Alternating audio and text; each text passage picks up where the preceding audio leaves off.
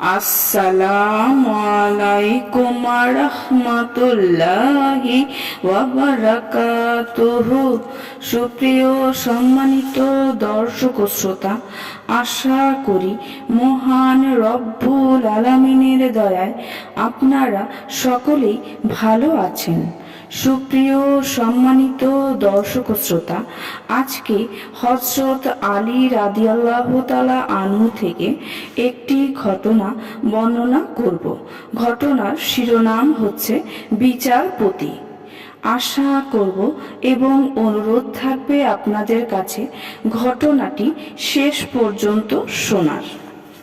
আলী রাদিয়াল্লাহু আনহু তখনও যুবক, বিশেষ কিছু বেশি হয়ে তার বয়স। রাসূল সাল্লাল্লাহু আলাইহি ওয়াসাল্লাম তাকে ইয়েমেনের বিচারক নিযুক্ত করলেন।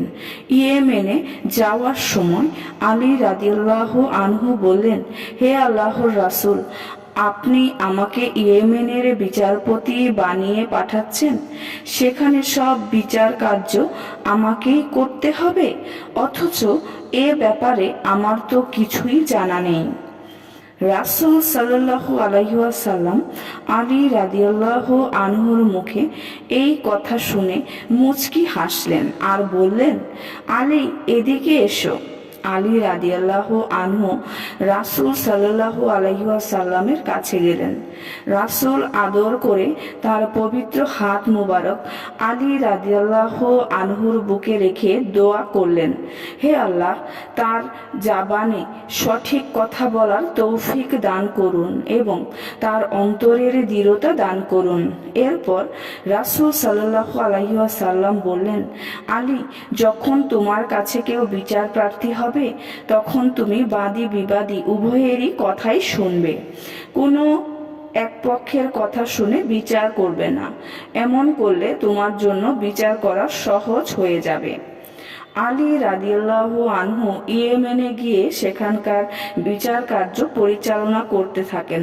পরবর্তী সময়ে তিনি বলেন, ওই সত্তার কসম যিনি খাবার ও প্রাণ সৃষ্টি করেছেন। রাসূল সাল্লাল্লাহু আলাইহি ওয়াসাল্লামের ওই কথার পর থেকে দুই পক্ষের বিবাদের ফয়সালা করতে কখনো আমার দ্বিধা বোধ হয়নি।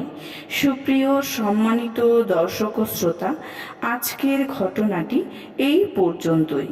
ঘটনাটি যদি ভালো লেগে থাকে অবশ্যই চ্যানেলটি সাবস্ক্রাইব করবেন, লাইক করবেন, কমেন্ট করবেন এবং বেশি বেশি শেয়ার করে দেবেন। সবাই ভালো থাকবেন।